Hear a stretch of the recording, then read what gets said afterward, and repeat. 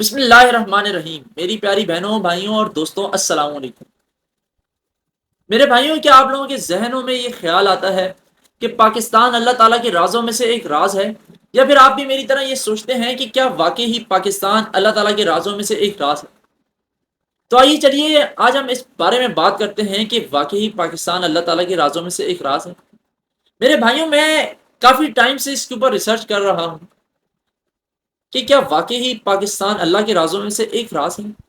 تو میں اس نتیجے پہ پہنچا کہ دیکھیں، جس رات کو اللہ تعالیٰ نے قرآن پاک نازل فرمایا، وہ ہزار راتوں سے بہتر رات، للیلۃ القدر کی راتوں میں سے ایک رات، 27ویں شب کی رات، اور اسی کو اللہ تعالیٰ نے پاکستان کو بنایا، اسی رات پاکستان وجود میں آیا۔ اس کے بعد کلمے پہ بننے والی دوسری ریاست پاکستان ہے۔ پاکستان بننے سے ٹھیک 1360 سال پہلے اللہ تعالیٰ نے مدینہ طیبہ کو بنایا تھا، جو کلمے کے نام پر بنے، اور اس کے 1360 سال بعد پاکستان کو اللہ تعالیٰ نے کلمے کے نام پر بنایا۔ پھر علامہ اقبال اپنے شعر میں فرماتے ہیں کہ میر عرب کو آئی ٹھنڈی ہوا جہاں سے، وہی میرا وطن ہے، وہی میرا وطن ہے۔ تو میرے بھائیوں، نبی صلی اللہ علیہ وآلہ وسلم کو مشرق سے ٹھنڈی ہوائیں آتی، اور مشرق میں واقع یہ پاکستان، جو ایک بہترین اسلامی ریاست ہے، یہ یہاں پر موجود ہے۔ یہیں سے نبی صلی اللہ علیہ وآلہ وسلم کو ٹھنڈی ہوائیں آیا کرتی تھی۔ اس کے بعد کیا آپ نے غور کیا ہے کہ اسرائیل کے بننے سے پہلے ٹھیک 1 سال پہلے پاکستان وجود میں آیا، اور اللہ تعالیٰ نے اس کو ایٹمی طاقت بنایا؟ یہ کوئی عام بات تو نہیں کہ باقی کسی اسلامی ملک کے پاس ایٹم بم نہیں ہے، لیکن اللہ تعالیٰ نے ہمیں ہی کیوں نوازا؟ میرے بھائیوں، آپ مانیں یا نہ مانیں، لیکن یہ اللہ تعالیٰ کے رازوں میں سے ایک راز ہے۔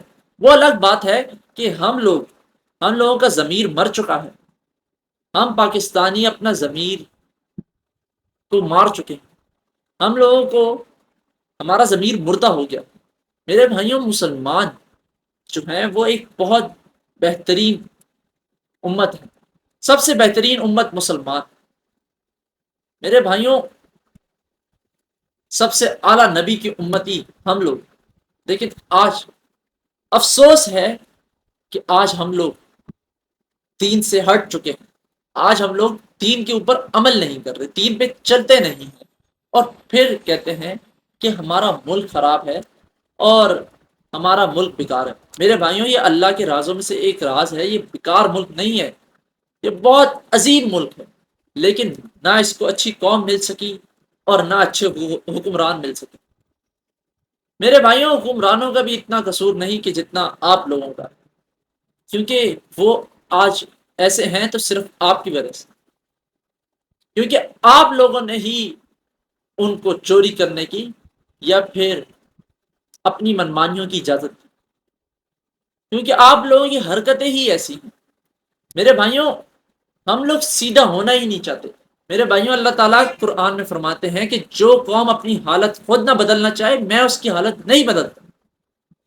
تو میرے بھائیوں، ہم لوگ اپنی حالت کو بدلنا چاہیں گے تو اللہ تعالیٰ ہمیں بدلیں گے نا۔ یہ ریاست بہت عظیم ریاست، بہت اچھی اور خوبصورت ریاست، صرف اس کی قدر کرنا سیکھیں۔